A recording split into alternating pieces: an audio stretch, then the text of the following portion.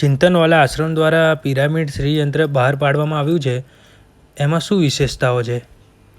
Pyramid શ્રીયંત્ર કહેવા કરતાં આ ઉપકરણને લક્ષ્મી મેરુ કહેવું એ ભારતીય સંસ્કૃતિ છે.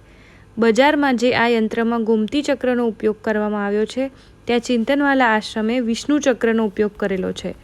બીજું, કોડીમાં ઇન્દ્ર કોડીનો ઉપયોગ કરેલો છે, જે લક્ષ્મીને પરમ આરાધ્ય છે. આ યંત્રમાં ચણોઠી નહીં રક્ત ગુંજાનો ઉપયોગ કરાયેલો હોવાથી લક્ષ્મી અહીં આબદ્ધ કરેલી છે, જે નિરંતર ને અવિરત વરસે છે.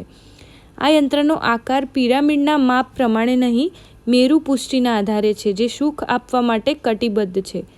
યંત્રની રચના કાચથી નહીં, ક્રિસ્ટલ કદથી કરેલી છે, જે તમામ પ્રકારની ગ્રહ બાધા પીડાઓથી મુક્ત રાખે છે.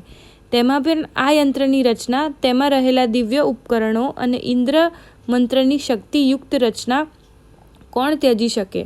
માટે લેવું હોય તો મેરુ લક્ષ્મી યંત્ર કે પછી પિરામિડ શ્રીયંત્ર ચિંતનવાલા આશ્રમમાંથી જ લેવાય, જે રિદ્ધિને સિદ્ધિ તો આપે જ છે.